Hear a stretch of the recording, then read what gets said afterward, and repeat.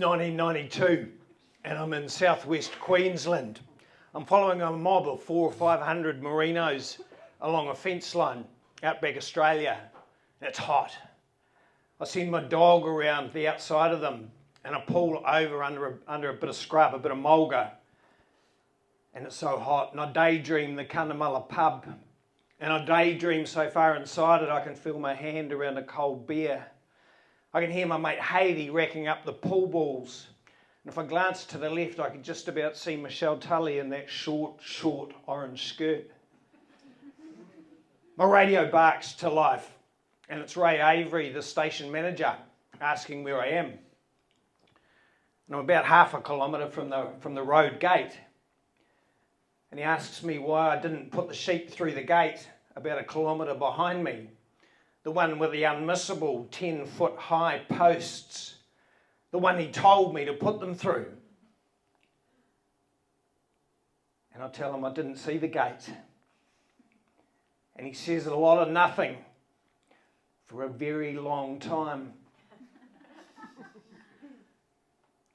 And he tells me to hurry up and put him through the road gate and get back to the wool shed to give him a hand. So I start my motorbike up and I start the sheep moving. Now Ray Avery's a good station manager. He runs a really tidy station. But every morning he puts on a clean ironed khaki shirt and clean ironed khaki shorts and clean ironed khaki underpants. He's got a pegboard in the shed. And there's an outline for every single spanner and every single screwdriver on that pegboard. And I feel like I'm the spanner that doesn't fit the outline, and it pisses him off every time he sees it. I get the sheep moving along the fence line. Now I work for the Dunstan brothers. 3 brothers own 6 stations, about 400,000 acres out of Cunnamulla in Queensland. And I go anywhere they need a couple of hands and half a brain and a dog and a motorbike. And my dog Ned is the best dog on those 6 stations. He's a red Kelpie that I got off a contract musterer.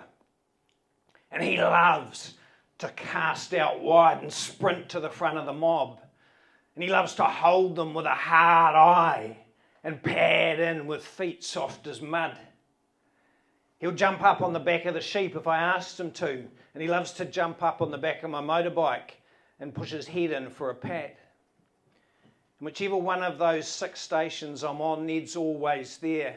He's on the back of my motorbike or on the back of the ute, or he's tied up outside my quarters. And I taught him to work to a whistle, and he taught me to love a red Kelpie dog. So we get those sheep moving again, and as we get up towards the road gate, I whoop past them on my motorbike, and I go up the corner to open the gate. And right at the corner, there's an old white horse that Ray Avery got for his kids about a week ago. It's hanging around the gate, so I chase it away, and I open the gate up. And Ned brings the mob of sheep up to the gate, and they start to rotate and whirl in a big pool around the front of the gate. And finally, one of them, an adventurous sheep, goes through, and the rest start to follow like water down a drain pipe. But I go and close the gate off a bit because I've got to count them. And I'm a sheep counting savant. No shit. When I was about 12, my dad told me that Rafe Hardwick Smith up the road could count sheep in 5s. And I was gobsmacked. I spent half a day moving the sheep from one yard to the next and back again, working out how to count them in 5s. And eventually I got it. I was able to see the sheep in 3s and 2s and count them in 5, 10, 15, 20, and put a rock in my pocket every time I got to 100 and start again. And that day, with the pressure from Ray Avery and wanting to impress him, because I didn't want to look like an idiot. I didn't want him to think that I was out there eating mushrooms or huffing petrol or injecting marijuana. I wanted him to think that I was sharp and reliable. So that day I was counting sheep like a concert pianist. 5, 10, 15. And I'd got through 3 stones and there was only 100 or so left and they were streaming through the gate. But I caught a glimpse of something moving through that mob of sheep. And I had to glance aside and that old white horse was charging straight through the middle of that mob of sheep. Well, I went to try and block it off, but one of the sheep jumped and I ducked. And that old white horse hit the gap and it streaked into the road paddock. And as I saw it go past, I knew that paddock was 10,000 acres. And if I lost sight of that horse in the scrub, Don Dunstan was going to have to get up in his plane and to fly over to find that horse again. So I forgot all about counting sheep. I let them go. I ran and got my motorbike. Ned jumped on the back and I streaked off after that horse. Well, I saw it disappearing into the scrub and I barreled after it. And it ended up on an old pylon track. And it was off like Far Lap or a wild Brumby or a fat pony after an apple. I powered after it and I got to the front of it and I cut right to try and turn it back around. But it cut in left behind me. I swerved out to the right to try and cut it left, but it swerved back the other way. I slowed my bike down and I let Ned off and I sent him out around that horse and Ned took off. He was after that horse and he came and he started to peel in towards the front of it because I'd asked him to do that and he loved me and he was going to do anything that I asked him to do. And as he veered back in, I remembered the look in that horse's eyes and the froth down its flank. And I saw its sharp hooves picking up clumps of red earth. And I knew it wasn't worth it. Winning Ray Avery's approval wasn't worth sending in my dog after that horse.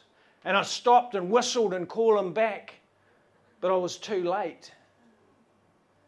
And Ned came in at that horse and I slowed my motorbike down. And as he saw it, that horse didn't hurdle or didn't swerve. And I closed my eyes. And when I looked up into that cloud of dust, Ned's body wasn't lying on the ground. He came past those flashing hooves and out the other side and he curled round to have another crack. Sorry, Jane. And I whistled him off. And he stopped and he looked after that horse and then he trotted back in and he jumped on the back of my motorbike and I gave him a pat in his ruff, called him a dumbass. And I started trailing back on after that horse. And I knew eventually it had hit a fence, or it had run out of puff and it had slowed down. And I knew that Ray Avery would call on his radio asking where I was. And I'd tell him. And when I told him, he wouldn't believe me. And he'd ask me why I didn't stop that horse breaking through that mob of sheep. And why I didn't go around the horse on my motorbike, and why I didn't send my dog after him. And I'd tell him, but he wouldn't believe me because he couldn't imagine. Because when Ray Avery got up in the morning and pulled on his iron khaki underpants, he didn't pull on his imagination, and he couldn't imagine it. He couldn't imagine a cold beer in his hand. And he couldn't imagine a horse bolting through a mob of sheep. And he couldn't imagine his mate lying in the dust with his skull crushed in. So I followed on after that old white horse. And I relaxed and I let myself daydream. And I daydreamed that pegboard on Ray Avery's shed with an outline around every spanner and every screwdriver. Only one of those spanners was missing. And it pissed him off every time he saw it. Thank you.